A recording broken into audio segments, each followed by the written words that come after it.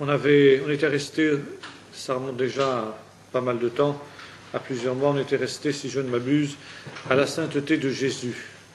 Et je crois qu'on avait dû voir les deux premiers points. Le premier qui concernait le fait établi, et deuxièmement sa révélation. Il nous reste maintenant trois autres points à voir. Le premier, c'est l'affirmation par Jésus de sa sainteté. Est-ce qu'on n'avait pas vu ce point-là? Si jamais on l'avait vu, vous me dites, c'est pas la peine de revenir. Bon, je commence, si jamais vous vous rendez compte que c'est du déjà vu, vous me dites. Bien, Jésus à plusieurs reprises a proclamé sa sainteté.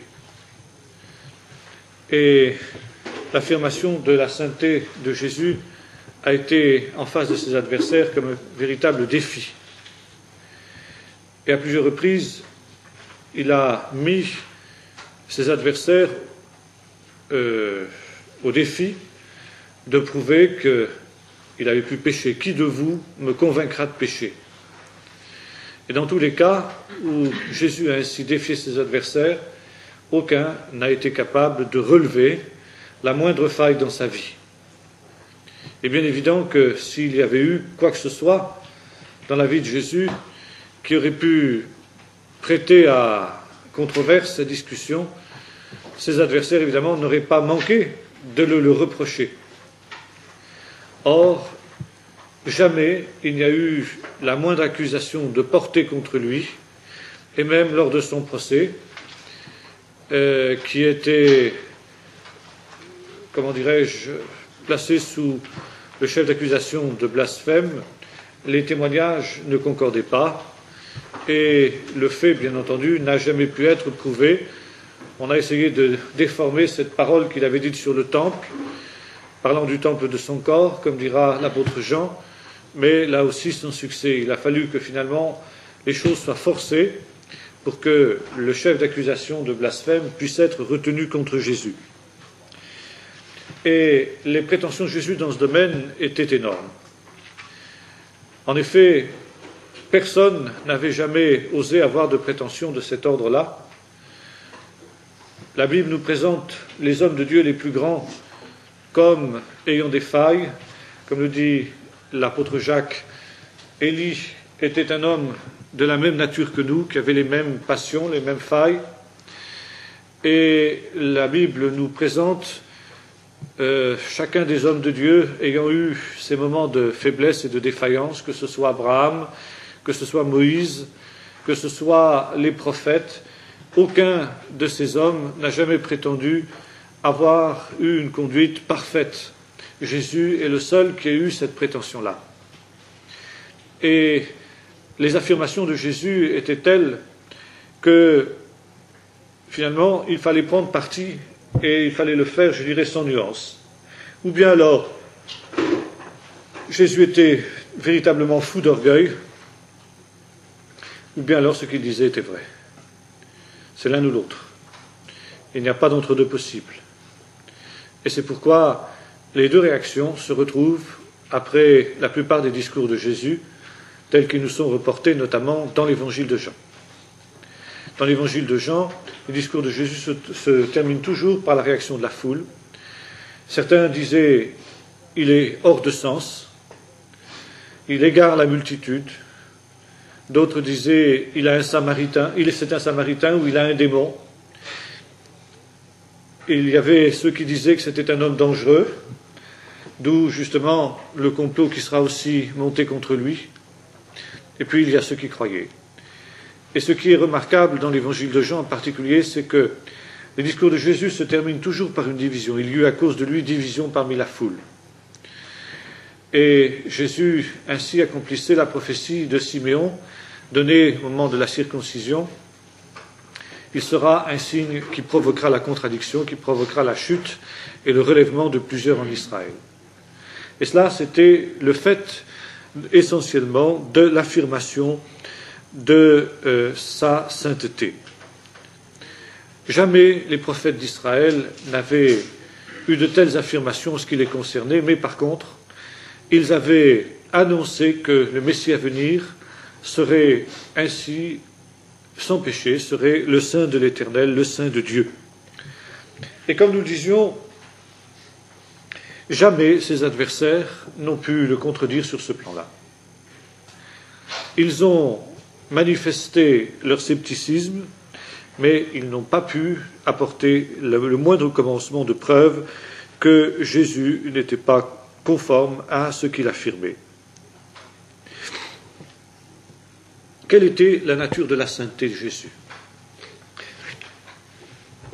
Nous pouvons dire que la sainteté de Jésus était à la fois progressive et parfaite. Elle était parfaite dans ce sens que Jésus était quelqu'un qui choisissait toujours ce qui était la volonté du Père, et puis en même temps, elle était progressive dans ce sens que Jésus a été soumis aussi aux lois de la croissance. Il croissait, nous est-il dit dans l'évangile de Luc, 2e chapitre, en sagesse et en grâce devant Dieu et devant les hommes. En ce sens que Jésus était de plus en plus conscient de la volonté du Père et il s'y conformait dans la conscience qui était la sienne. En fait, la sainteté exige deux conditions pour qu'elle soit réalisée.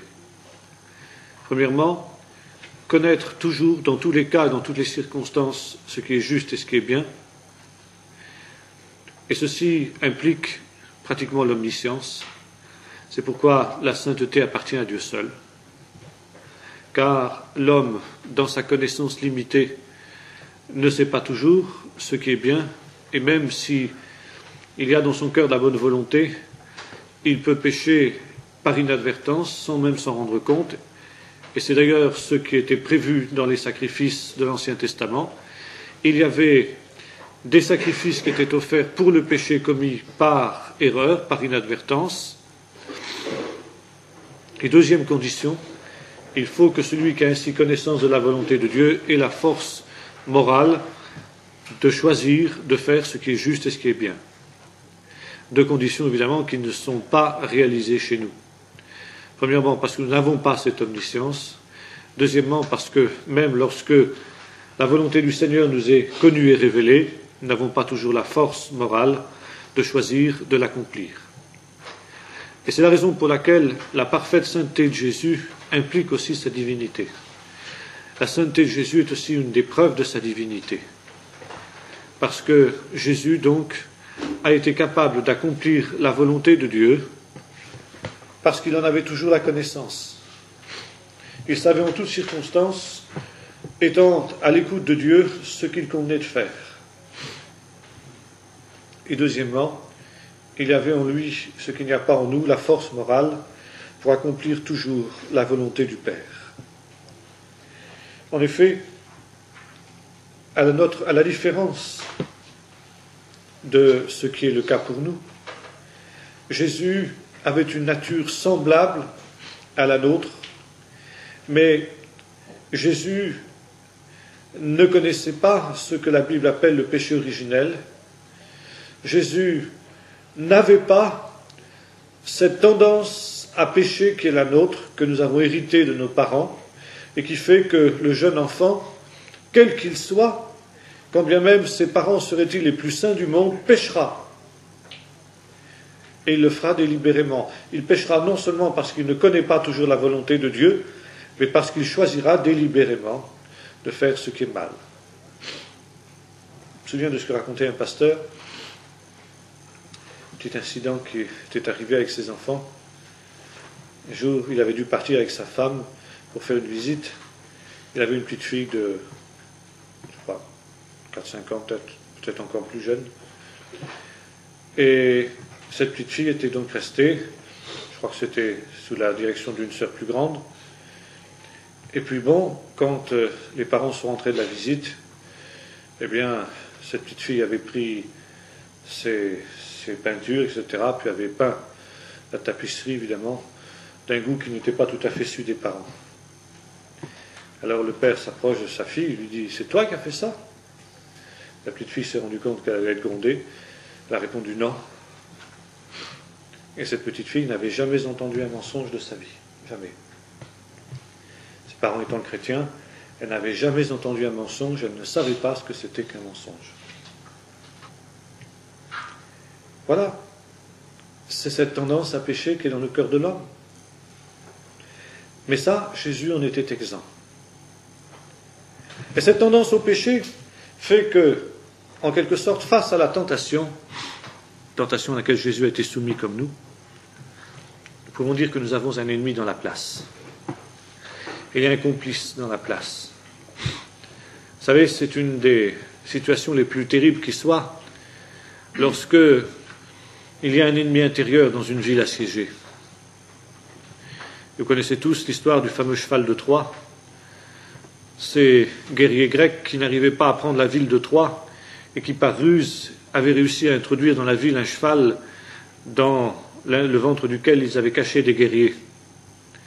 Et la nuit, pendant que tout le monde dormait, les guerriers sont sortis du cheval, ils ont ouvert la porte à leurs complices qui étaient à l'extérieur, et ainsi est tombée la ville de Troie. Eh bien, nous pouvons dire que le péché est une sorte de cheval de Troie dans nos vies, dans nos cœurs. Et lorsque vient la tentation, l'attaque de l'ennemi, l'attaque de l'adversaire, nous n'avons pas simplement à résister sur le front extérieur, mais nous avons aussi à résister sur le front intérieur parce qu'il y a des complices à l'intérieur. Il y a quelque chose en nous, et c'est la chair, qui est complice de la tentation qui est extérieure à nous-mêmes, qui trouve plaisir à cette tentation-là. Et c'est pourquoi la victoire, le chemin de la victoire, passe par la mort de la chair qui doit être crucifiée. Sinon, précisément, elle est comme ce cheval de Troie qui ouvre la porte à l'ennemi. Et c'est pourquoi la lutte contre la tentation est souvent une lutte difficile pour les êtres déchus que nous sommes. Jésus, lui, n'avait à résister que sur le front extérieur.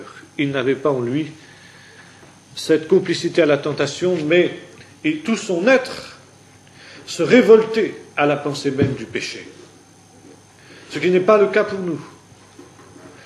Il y a en nous l'homme spirituel qui se révolte à la pensée du péché, mais si nous prenons garde, l'homme charnel, lui, acquiesce au péché. Il y a une division dans notre propre personnalité, et cette division n'existait pas en Jésus.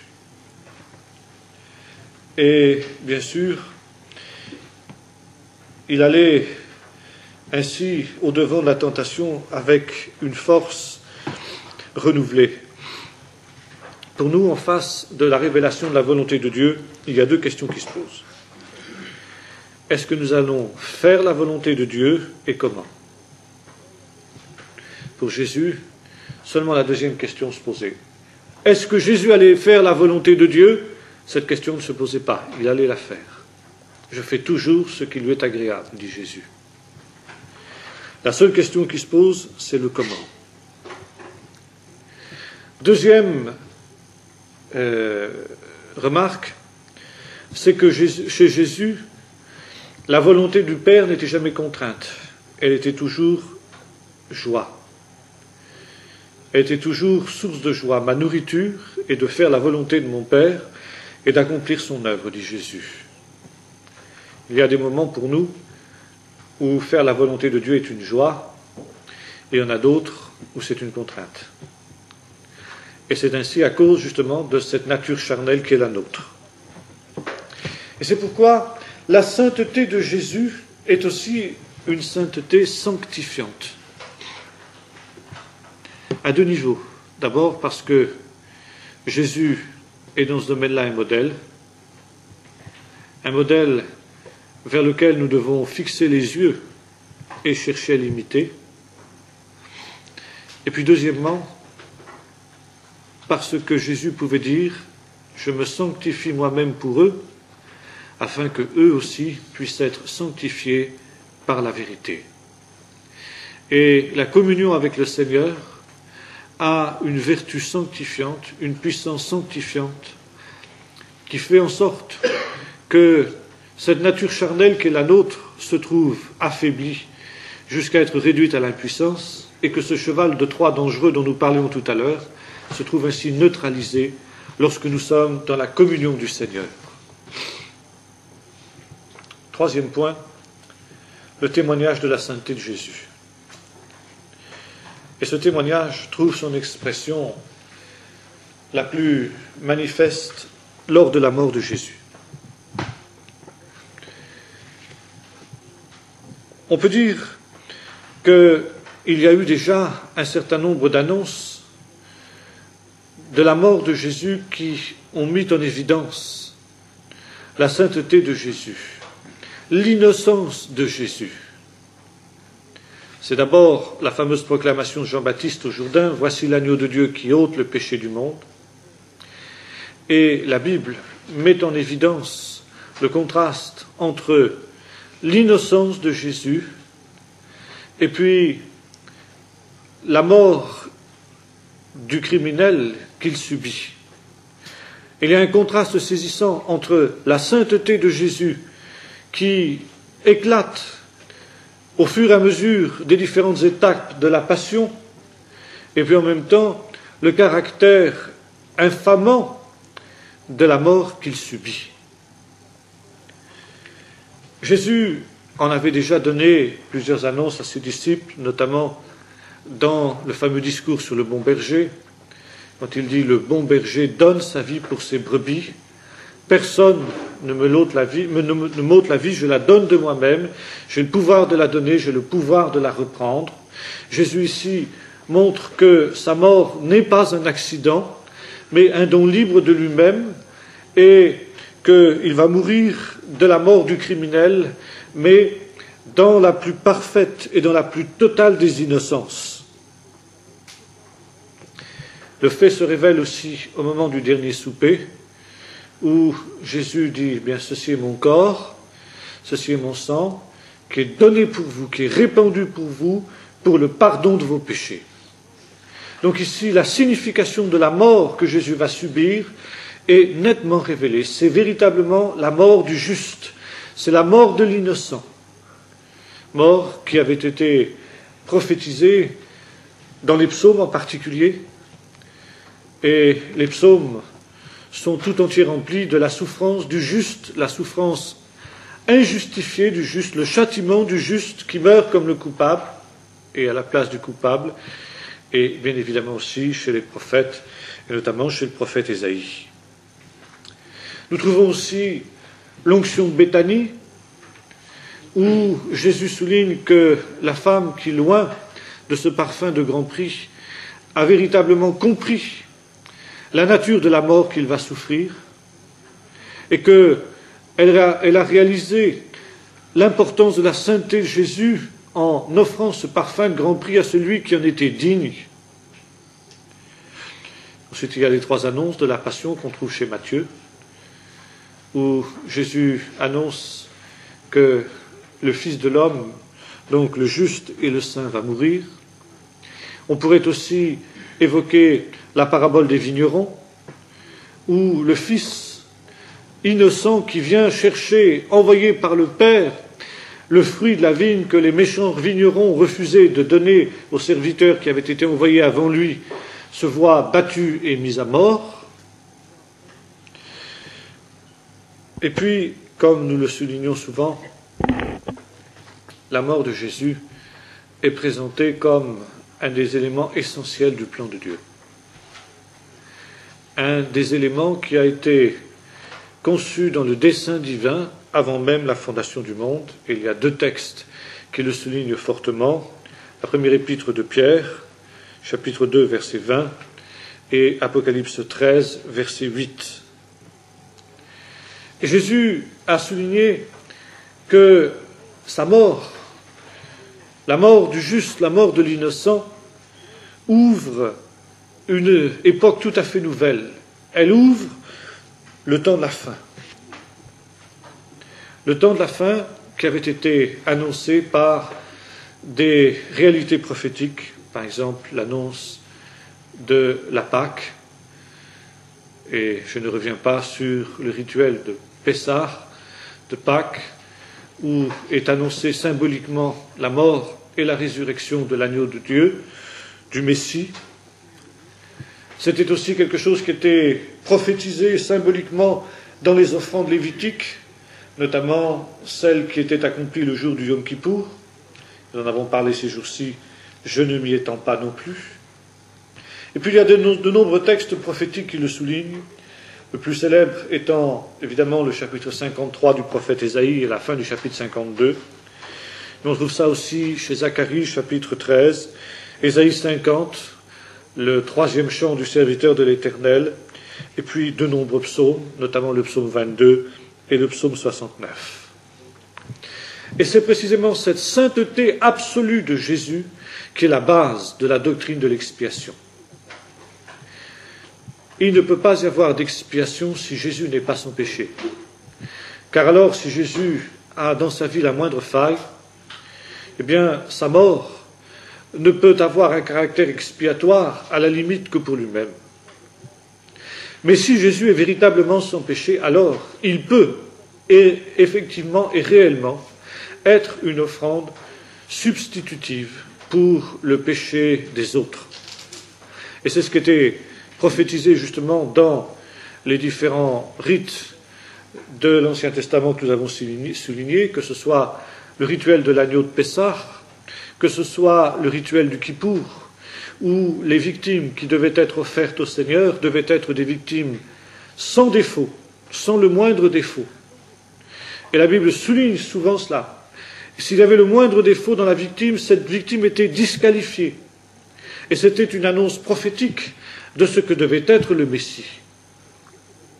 Et c'est pourquoi nous sommes ici en pleine actualité, et que le film abominable de Sescorès, je crois, est véritablement ici une attaque diabolique, à la fois par son caractère blasphématoire, mais à la fois aussi sur le plan doctrinal.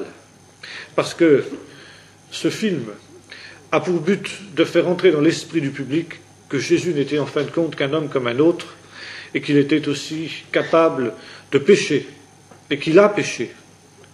Et ce faisant, c'est la destruction de la doctrine de l'expiation, c'est la destruction de tout espoir de salut.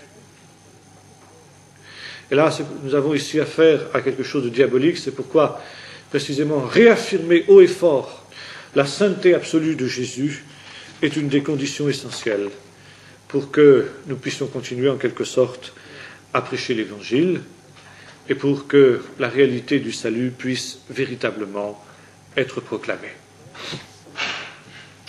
Voilà ce qui concerne donc cette doctrine de l'expiation. Nous passons maintenant à un nouveau chapitre, Jésus en tant que prophète.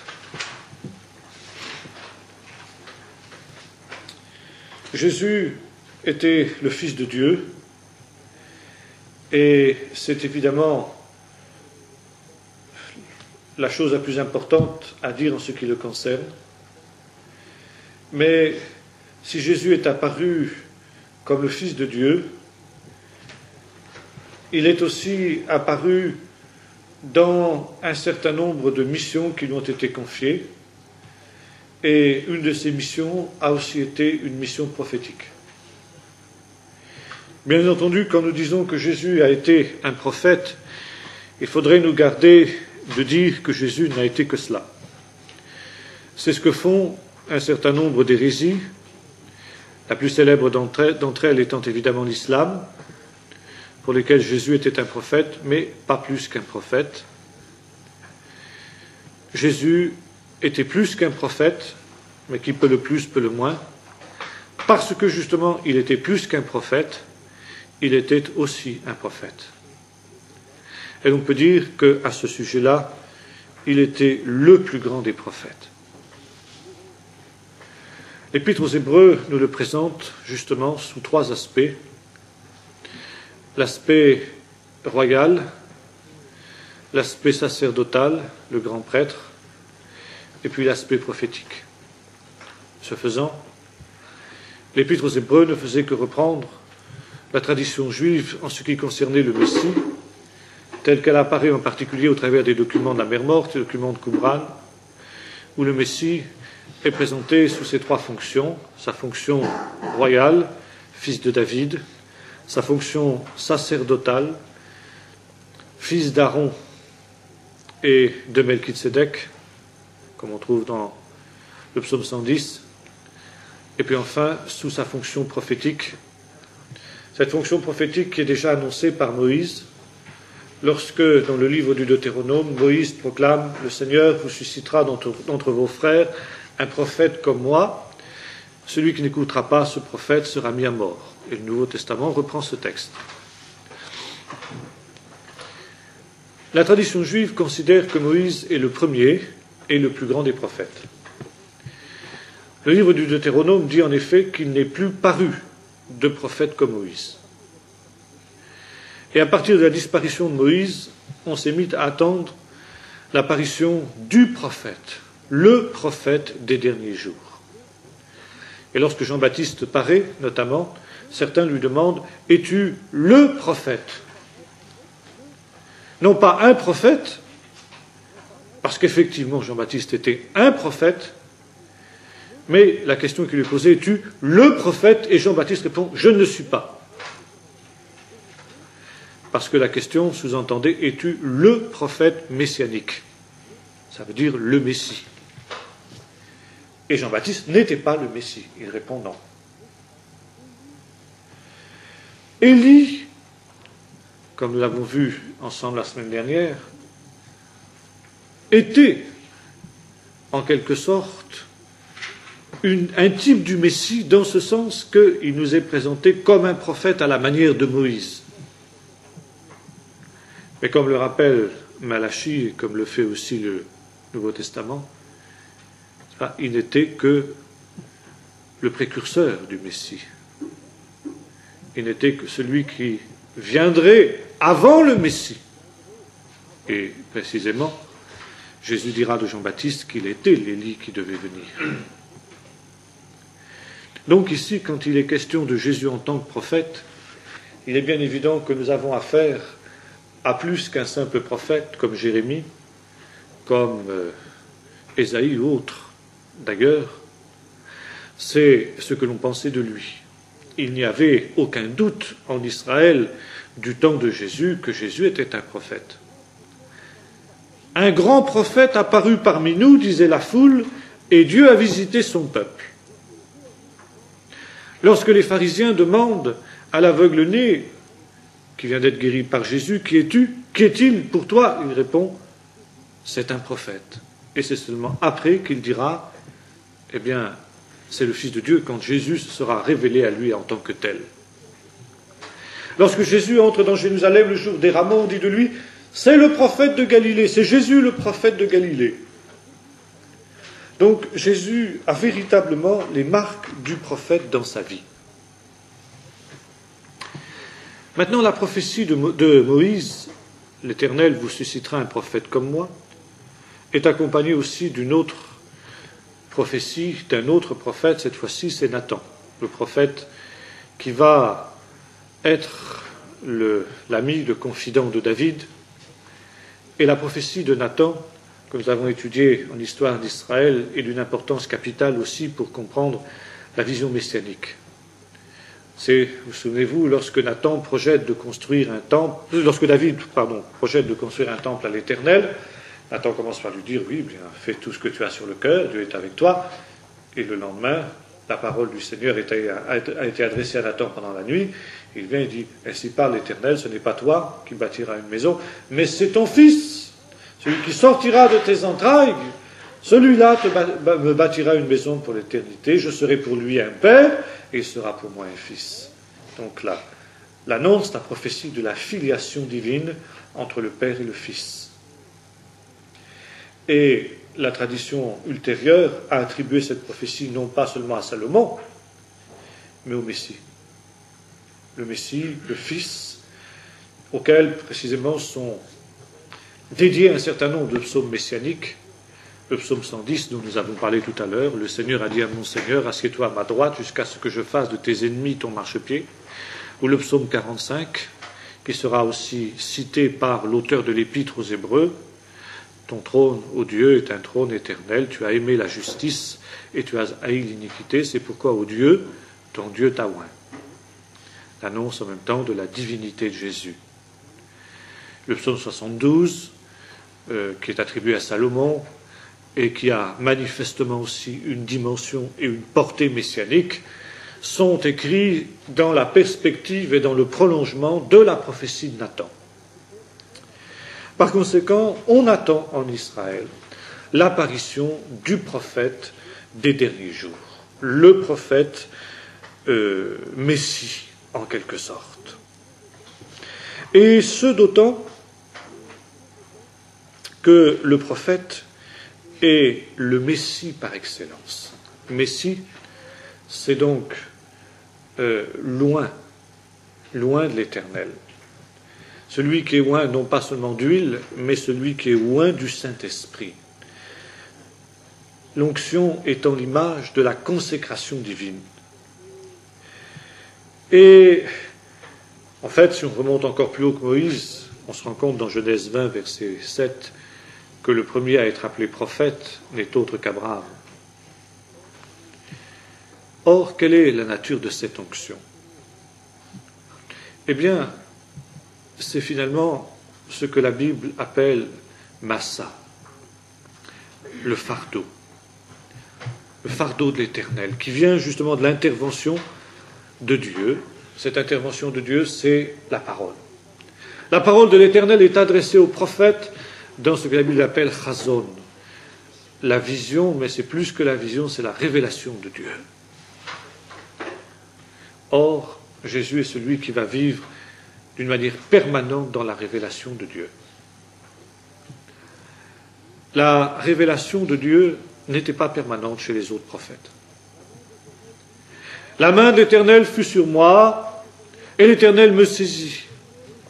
La main de l'Éternel, où l'Esprit du Seigneur vint sur moi, et la parole de l'Éternel me fut adressée en ces mots. Mais même s'il y a une familiarité très grande de la part des prophètes de l'Ancien Testament avec l'Esprit du Seigneur, ça n'est pas quelque chose de permanent. Par contre, il nous est dit de Jésus qu'il a reçu l'Esprit sans mesure.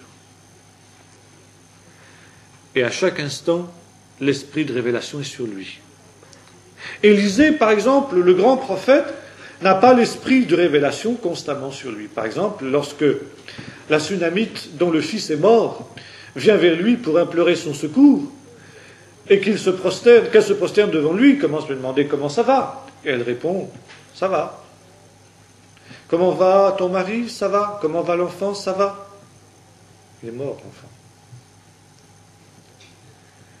Et alors elle se jette à ce moment-là aux pieds d'Élisée, et elle étreint en quelque sorte le prophète. Géhazi est un petit peu scandalisé, veut la séparer. Et à ce moment-là, Élisée dit, ne l'empêche pas, son âme est remplie d'amertume, l'enfant est mort, mais le Seigneur me l'avait caché jusque maintenant. Par conséquent, les prophètes, les plus grands des prophètes, n'ont pas un esprit de révélation en permanence. Jésus, lui, n'a pas besoin qu'on lui rende témoignage d'aucun homme, il sait à chaque instant ce qu'il y a dans le cœur de l'homme. Jésus sait que la Samaritaine a eu 5 maris, et que celui avec lequel elle vit maintenant n'est pas son mari. Jésus connaît Nathanaël lorsque Nathanaël vient vers lui et qu'il était sous le figuier il y a quelques instants auparavant. Il sait que c'est un Israélite dans le cœur duquel il n'y a pas de fraude. Jésus connaît les plans de ses adversaires. Il sait ce qu'ils sont en train de préparer à son sujet. Il est capable de le dire d'avance, il est capable de l'annoncer. Il est capable d'annoncer d'avance la trahison de Judas. Il sait le moment précis où le diable entre dans le cœur de Judas et lui dit « Ce que tu as à faire, fais-le rapidement », ce que les autres disciples ne comprennent pas. L'Esprit du Seigneur lui est donné d'une manière totale. Jésus vit constamment dans la révélation de Dieu. Quand l'Esprit Saint descend sur lui le jour de son baptême dans le Saint-Esprit, l'Esprit va demeurer sur lui. C'est ce que Dieu avait dit à Jean. Celui sur qui tu verras l'Esprit descendre et demeurer, pas simplement venir et puis repartir après, mais demeurer. Et quelques jours plus tard, plutôt quand il entre dans la synagogue de Nazareth, il peut dire, citer le texte d'Ésaïe, « L'Esprit du Seigneur, l'Éternel, est sur moi, car l'Éternel m'a oint. Et c'est en cela que Jésus est le Messie. Automatiquement, évidemment, ça implique une dimension prophétique.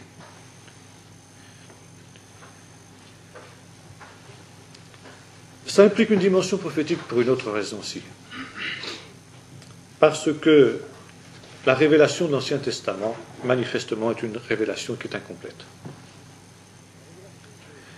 La révélation de l'Ancien Testament est tendue vers un accomplissement.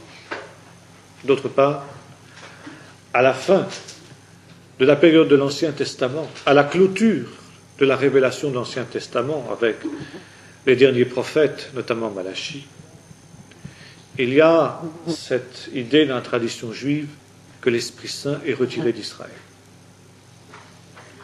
C'est ce que laisse entendre d'ailleurs le prophète Malachie. Je vous enverrai Élie le prophète, avant que ne vienne le jour de l'Éternel, le jour grand et redoutable. Il ramènera le cœur des pères vers les enfants vers les pères, de peur que je ne vienne frapper le pays d'interdit.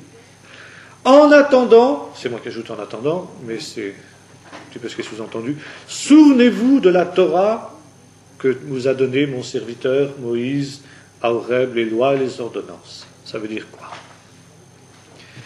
Ça veut dire qu'à partir de maintenant, il n'y aura plus de prophète pour vous conduire. Jusqu'à la fin. Jusqu'à ce que, à nouveau, vienne un prophète à la manière d'Élie. Et entre ce moment et le temps où viendra Élie, vous n'aurez plus pour vous conduire que la révélation écrite, la Torah. Et c'est ainsi que dans la tradition juive, le prophète fait place au scribe, donc à l'homme de l'écrit, à l'homme qui étudie, au docteur, à celui qui enseigne. Et les rabbins prennent la succession des prophètes, en quelque sorte. Et on pensait que le ciel ainsi avait été fermé, le Saint-Esprit ne descendait plus sur le peuple d'Israël, jusqu'au temps de la fin, où à nouveau le ciel s'ouvrirait et l'Esprit Saint serait rendu à Israël. Selon la prophétie de Joël, où les fils, les filles prophétiseront, les jeunes gens auront des visions, les vieillards auront des songes, et que finalement tout le peuple, comme l'avait demandé Moïse, sera composé de prophètes. Et quand le ciel s'ouvrira, quand l'Esprit Saint sera à nouveau rendu en Israël, alors on saura que l'avenue du Messie est proche. Et ce n'est pas un hasard si au moment du baptême de Jésus au Jourdain, Jean voit le ciel s'ouvrir et l'Esprit descendre. Et non, c'était tout ce que le peuple d'Israël attendait depuis l'époque de Malachie. Pour nous, bon, c'est une image comme une autre, etc. Mais pour le peuple d'Israël dans ce temps-là, c'était quelque chose de tout à fait précis. C'était un signe messianique, c'était le signe que nous étions dans les temps de la fin, dans les temps d'accomplissement, dans les temps où le Messie allait venir. D'autre part, il y avait un autre texte dans l'Ancien Testament aussi qui annonçait cela. C'était le texte où il est dit qu'ils sont beaux sur les montagnes les pieds du messager de bonne nouvelle, du messager qui proclame la paix, qui dit à Sion ton Dieu règne. Et le messager en question avait été assimilé justement avec le prophète de la fin, qui viendrait annoncer le règne de Dieu. Et c'est pourquoi, lorsque Jésus commence à prêcher à l'exemple de Jean-Baptiste, sa prédication est celle-ci: repentez-vous, car le royaume de Dieu est proche. Celui qui proclame de bonnes nouvelles à Sion, qui dit Sion, ton Dieu règne. Et cela, c'était aussi la marque du prophète des derniers temps qui devait venir. Et le peuple ne s'y trompe pas encore une fois. Le peuple reconnaît en lui un prophète, un grand prophète apparu en Israël, et Dieu a visité son peuple. Et lorsque Jésus demande à ses disciples: qui dit-on que je suis? Moi, le Fils de l'homme. Eh bien, tu es Élie, tu es Jean-Baptiste, tu es Jérémie, ou l'un des prophètes. Par conséquent, la dimension prophétique du ministère de Jésus n'était mise en doute par personne. Tout le monde reconnaissait qu'il était véritablement un prophète. Jésus lui-même à proclamer cette dimension prophétique. Vous voyez par exemple des textes comme Luc 4, versets 18 à 21, le texte que j'évoquais tout à l'heure, « L'Esprit du Seigneur est sur moi, car l'Éternel m'a oint pour annoncer de bonnes nouvelles aux malheureux. » Luc 13, verset 33, ou Acte 3, verset 22-23, où il est dit les apôtres annoncent que Jésus était un prophète puissant devant Dieu et devant les hommes. Et c'est aussi ce que disent les disciples d'Emmaüs, n'est-ce pas? Ce qui est arrivé à Jésus de Nazareth, tu es le seul, toi, l'étranger, là, à ne pas savoir ce qui est arrivé. Ce Jésus qui était un prophète puissant en œuvre devant Dieu, devant les hommes. Donc même pour ses disciples, n'est-ce pas, Jésus était d'abord et essentiellement un prophète. Voyons quelques instants les marques du prophète dans la vie de Jésus. Dans le ministère des prophètes de l'Ancien Testament, il y avait un élément qui était indispensable. Il avait été dit à Moïse ceci, pour pouvoir reconnaître le prophète. Vous savez, il y a un texte dans le Deutéronome qui met en garde contre les faux prophètes. Or, dit Moïse, pour ce qui te concerne, toi, Moïse, plutôt c'est Dieu qui dit ça à Moïse, je te parle face à face. Mais le prophète que je te susciterai, c'est au travers d'une vision, d'une révélation, d'un chazon, comme on disait tout à l'heure, que je lui parlerai, pardon. Et si vous prenez la plupart des grands prophètes, vous vous rendez compte qu'il y a toujours, au début de leur ministère, ce que l'on appelle une vision inaugurale, une théophanie, une apparition de Dieu. C'était le cas pour Moïse, la théophanie du buisson ardent. C'était le cas pour Ésaïe, dans le chapitre 6, la vision de la gloire de l'Éternel dans le temple et les chérubins qui criaient « Saint, Saint, Saint est l'Éternel ». Toute la terre est remplie de sa gloire. La vision de Jérémie, qui voit cette branche d'amandier, puis ensuite une marmite qui fume du côté du nord, etc. Ézéchiel, qui voit la gloire de l'Éternel sur le char de l'Éternel. On pourrait multiplier encore les exemples. Dans la vie de Jésus, il en va de même.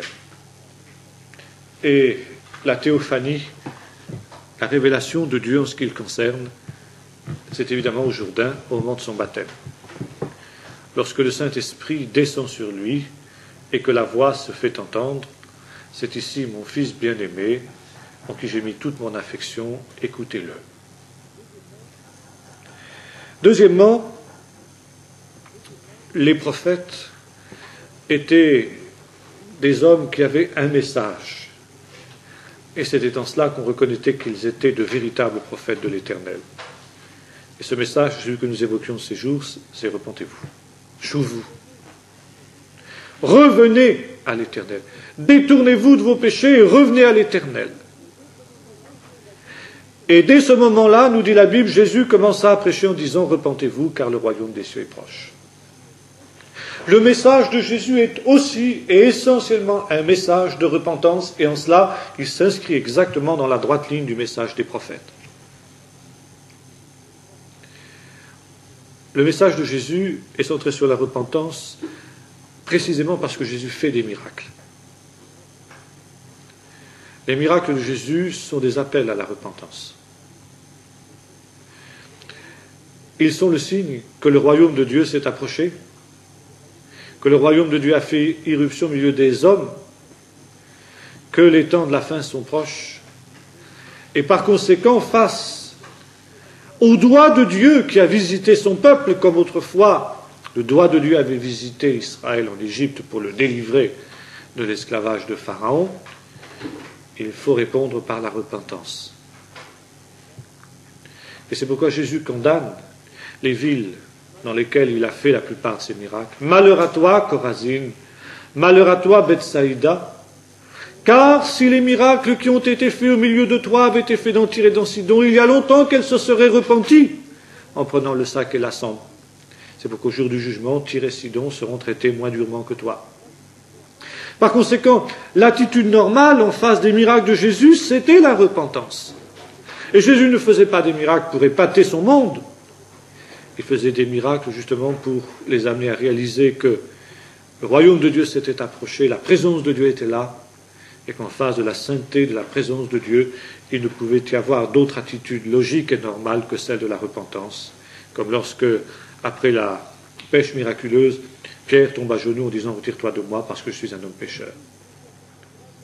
Mais les villes où Jésus a fait ses miracles n'ont pas compris cela. Et toi, Capernaum, seras-tu élevé jusqu'aux cieux? Non, tu seras abaissé jusqu'au séjour des morts. Et Jésus dit, la reine du Midi se lèvera au jour du jugement avec les hommes de cette génération et la condamnera parce qu'elle vient des extrémités de la terre pour voir la gloire de Salomon. Et il y a ici plus que Salomon. Les hommes de Ninive se lèveront au jour du jugement avec les hommes de cette génération et la condamneront parce qu'ils se repentirent à la prédication de Jonas. Et il y a ici plus que Jonas. Et c'est très intéressant ce texte. Cette comparaison que Jésus fait avec Jonas. D'abord à cause de sa passion, car de la même manière que Jonas fut 3 jours et 3 nuits dans le ventre du poisson, le Fils de l'homme sera 3 jours et 3 nuits dans le sein de la terre. Alors, ça veut dire 2 choses. Jésus est un prophète, comme Jonas était un prophète, mais il est plus grand que Jonas. Il y a ici plus que Jonas. Deuxièmement, Jésus est un prophète qui n'est pas seulement un prophète d'Israël. Car Jonas a ceci de particulier, c'est qu'il est le seul des prophètes de l'Ancien Testament à avoir été envoyé vers les nations et de ne pas avoir eu un ministère envers Israël. Tous les autres prophètes ont prophétisé pour Israël et non pas pour les nations. Jonas est le seul. Et Jésus ici dit 2 choses. D'abord, Jésus dit, lui, il n'est envoyé qu'aux brebis perdues de la maison d'Israël, semblable aux autres prophètes. Et il dit à ses disciples, n'allez pas vers les païens ni vers les samaritains, mais allez vers les brebis perdues de la maison d'Israël. Et Jésus, en quelque sorte, dit, plût à Dieu que je sois comme Jonas envoyé vers les païens, vers Tyr, vers Sidon. Parce que si je faisais ces mêmes miracles à Tyr et à Sidon, Tyr et Sidon se repentiraient comme Ninive s'est repenti. Mais le peuple d'Israël ne veut pas se repentir. Mais un jour viendra où ce message qui a été prêché à Israël sera prêché aux païens, comme il a été prêché par Jonas. Et à ce moment-là, les païens aussi se tourneront vers le salut de Dieu. De la même manière que Ninive a été sauvée à la prédication de la repentance, les païens aussi seront sauvés par la prédication de la repentance. Alors, le message de Jésus, de ce fait, est un message moral, comme l'était le message des prophètes. Je sais bien que ce n'est pas très populaire aujourd'hui de parler de message moral, mais la prédication de Jésus est une prédication morale parce que Jésus se présente comme un prophète. Et le message des prophètes, c'est repentez-vous et pratiquez ce qui est juste et ce qui est droit. Jésus aimait parler en parabole, semblable aussi en cela aux prophètes. Parabole en hébreu se dit machal. Machal, c'était une action ou un geste symbolique qui était accompli par le prophète et ce qu'on pourrait appeler un oracle prophétique. C'était quelque chose qui était souvent obscur, mais qui avait toujours une signification morale. Et les paraboles de Jésus ont une dimension et une visée essentiellement morale. On ne peut pas le nier, et dans ce siècle d'immoralisme, on essaie de le faire, mais on ne le fait à ce moment-là qu'en tordant le sens des Écritures. D'autre part, comme les prophètes de l'Ancien Testament, Jésus a connu la persécution. Le propre des prophètes, c'est que leur message est rejeté parce que leur message est trop absolu. Et quel absolu dans le message de Jésus? Jamais un prophète n'a eu un message aussi absolu que le sien. Heureux les pauvres, car le royaume des cieux est à eux. Heureux les affligés, car ils seront consolés, etc. Et malheur à vous riches, malheur à vous qui riez maintenant car vous pleurez, etc. Vendez ce que vous avez, donnez-le aux pauvres, faites-vous un trésor dans le ciel. On a souvent souligné le radicalisme du message de Jésus. Et ceci est un des aspects de la prédication prophétique qui était le sien, qui était dans la lignée directe de celle des prophètes de l'Ancien Testament. Or, ce message, évidemment, qui est un message aussi de liberté. Jésus est un être totalement libre, comme l'étaient les prophètes. Il n'est pas acheté, il n'est pas à vendre, Jésus. Il n'est pas sensible aux pressions, qu'elles soient politiques, qu'elles soient financières, que ce soit des menaces, ou que ce soit au contraire des flatteries. Et Jésus n'est un prophète, ou plutôt un prophète ne peut être prophète que s'il garde cette liberté qui est la sienne. Or, cette liberté, la liberté des prophètes, c'est une liberté qui leur coûte souvent très cher. Parce qu'on veut museler le prophète, on veut lui faire perdre cette liberté. La liberté de dire ce qu'il a à dire. Ce n'est pas une liberté qui est une liberté devant Dieu, c'est une liberté qui est devant les hommes. Tu diras, dit le Seigneur à Jérémie, tout ce que je te dirai de dire, et tu ne trembleras pas devant eux. C'est vrai qu'ils ont le visage dur comme un caillou, mais j'endurcirai ta face pour qu'elle s'oppose à leur face, j'endurcirai ton front pour qu'ils s'opposent à leur front. Ils te feront la guerre, mais ils ne te vaincront pas, parce que je suis avec toi pour te délivrer. Ça, c'est la définition de la liberté des prophètes. Les prophètes ne sont pas liés par des considérations de personne. Crainte de déplaire à celui-ci parce qu'il est riche. Crainte de déplaire à celui-là parce qu'il est puissant. Et c'est Jean-Baptiste qui n'hésite pas à dire à Hérode, il ne t'est pas permis d'avoir la femme de ton frère, et ça lui coûte sa tête. Mais il a cette liberté de dire ce qui doit être dit. Et Jésus use de cette même liberté, et il la possède encore à un point beaucoup plus important que les autres. Et Jésus, un jour, voit venir vers lui des gens qui lui disent « Pars d'ici, tu sais, parce que Hérode cherche à tuer. » Jésus dit « Allez dire à ce renard, qui a déjà en quelque sorte exécuté Jean-Baptiste, que je fais encore aujourd'hui et demain les miracles que le Père m'a demandé de faire, et puis que bientôt j'aurai fini, parce qu'il ne convient pas qu'un prophète meure en dehors de Jérusalem.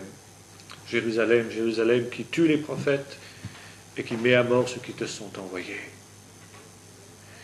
Et parce que Jésus est un prophète, c'est à Jérusalem qu'il doit mourir. Jérusalem, la ville sainte, mais la ville aussi qui s'oppose à la prédication des prophètes, et la ville qui tue les prophètes. Et Jésus va mourir en dehors de Jérusalem comme un prophète. Et il s'en prend aux habitants de Jérusalem, qui bâtissent les tombeaux des prophètes, et qui ornent les sépulcres des envoyés de Dieu, et qui disent, si nous avions vécu du temps de nos pères, nous n'aurions pas agi comme eux. Mais vous témoignez ainsi que vous êtes véritablement les fils de vos pères, et c'est sur vous que retombera tout le sang des prophètes qui a été répandu, depuis le sang d'Abel le juste, jusqu'au sang de Zacharie, fils de Brachi, que vous avez tué entre l'autel et le sanctuaire, quelque chose comme ça. Et Jésus à nouveau ajoute Jérusalem qui tue les prophètes. Et Jésus meurt comme un prophète. La mort innocente du prophète qui a usé jusqu'au bout de sa liberté pour dire exactement ce qui devait être dit, en sorte que sa parole devient tellement insupportable que pour le faire taire, il n'y a pas d'autre solution que de le mettre à mort. La persécution des prophètes, Jésus la connaît aussi. Jésus a fait de nombreuses prophéties. Bon, on en a évoqué quelques-unes tout à l'heure. Il a pu dévoiler ce qu'il y avait dans le cœur de Nathanaël. Il a pu dévoiler ce qu'il y avait dans la vie de la Samaritaine. Il a pu annoncer la trahison de Judas, le reniement de Pierre. l'abandon des autres disciples, sa mort, bien sûr, sa résurrection, etc. Il a prophétisé aussi à beaucoup plus long terme, et les évangiles nous gardent 3 grands discours qu'on appelle les discours eschatologiques ou les discours apocalyptiques de Jésus, les discours sur les temps de la fin, qu'on trouve dans Matthieu 24 et 25, dans Marc 13 et dans Luc 21, qui annoncent la ruine, la destruction de Jérusalem, sa domination par les nations, et puis finalement sa reconstruction au temps de la fin, au moment où lui, Jésus, reviendra. Jésus a annoncé la défection des autres disciples. Jésus a annoncé, par exemple, que les disciples, quand ils devaient aller préparer la dernière Pâque, allaient rencontrer un homme portant une cruche d'eau et qu'il suffisait de lui demander à cet homme de préparer la chambre haute et qu'il le ferait. Au moment où il est entré dans Jérusalem sur l'ânon, il a annoncé aussi que l'ânon allait se trouver à tel endroit et que son maître, ses maîtres disent d'ailleurs, la Bible, mais il y a une raison pour cela, que je ne vais pas rentrer, son maître accepterait de laisser partir l'ânon au moment où on lui aurait dit que le maître en avait besoin, c'est-à-dire Jésus lui-même. Jésus a annoncé toutes ces choses, manifestant ainsi qu'il a véritablement paru comme un prophète. Et quand il se présente, souvent, il pourra dire, eh bien, je vous dis. Et c'est le cas, par exemple, dans le Sermon sur la montagne. Vous avez entendu qu'il a été dit aux anciens, mais moi je vous dis. Jésus, en quelque sorte, se pose comme le législateur, le prophète législateur de la nouvelle Torah. Et c'est comme cela qu'en particulier que le présente l'évangile de Matthieu. À travers de 5 grands discours de Jésus, qui commencent par le discours sur la montagne, Sermon sur la montagne qui se termine par le discours eschatologique que nous venons d'évoquer il y a un instant. Jésus est le prophète à l'image de Moïse, qui de la même manière que Moïse a donné 5 livres, les 5 livres de la Torah, Jésus donne 5, en quelque sorte, grands discours dans lesquels il établit la Torah du royaume, de la réalité nouvelle qu'il inaugure, n'est-ce pas? Il est le prophète à l'image de Moïse.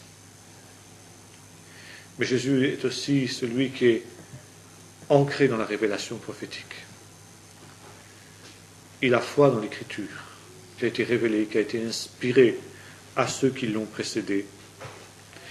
Il est celui qui a véritablement la certitude que Dieu a parlé à ses prophètes de l'Ancien Testament. Jésus, comme les prophètes aussi, est sujet à la tentation.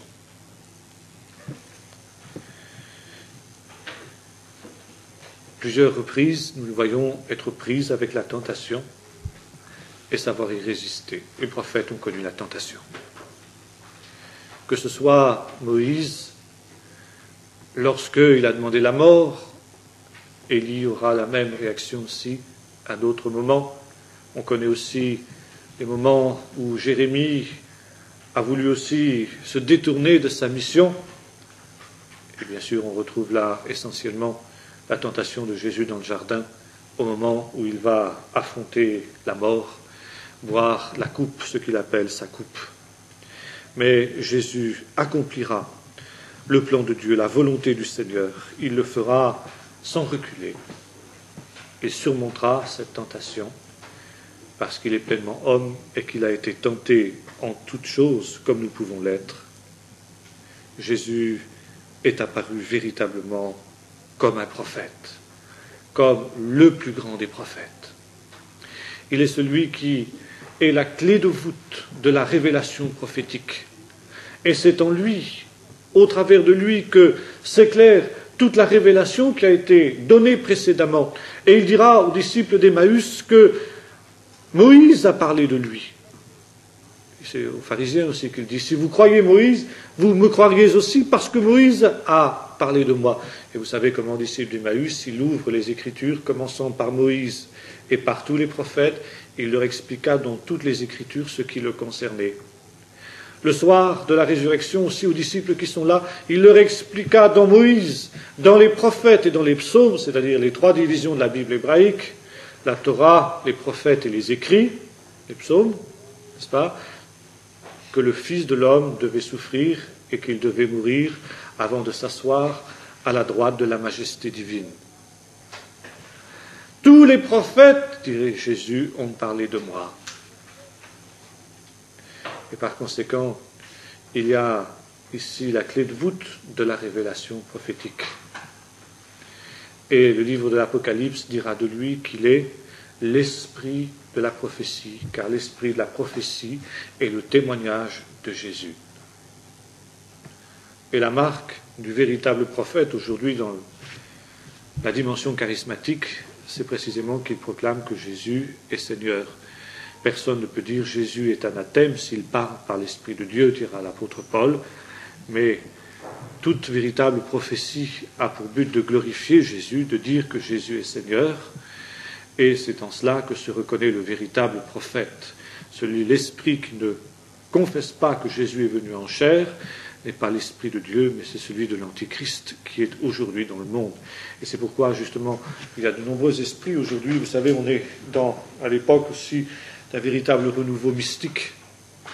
Comme disait Malraux, le XXIe siècle sera un siècle religieux. Mais de quelle religion s'agit-il? Tout le problème est là. On est dans un véritable renouveau mystique aujourd'hui.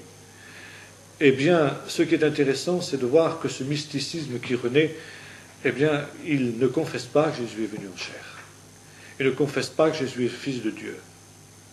Et en cela, nous pouvons dire que c'est l'esprit de l'Antichrist.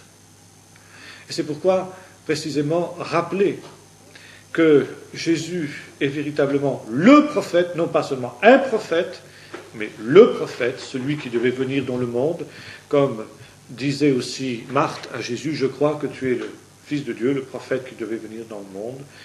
Eh bien, c'est se tenir sur une clé de voûte essentielle de la doctrine saine, de la doctrine que nous devons professer.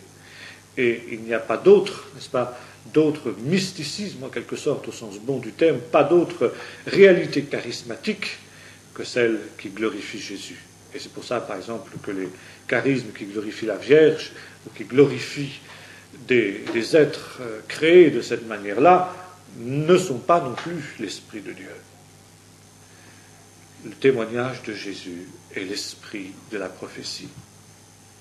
Et c'est par Jésus que nous lisons l'Écriture, parce que tous les écrits des Écritures rendent témoignage en ce qui le concerne, et toute parole inspirée aujourd'hui doit aussi rendre témoignage de Jésus. Pas directement toujours, bien sûr, mais indirectement, n'est-ce pas, être basé sur cette foi que Jésus-Christ est le Fils de Dieu, celui qui apporte la plénitude de la révélation de Dieu.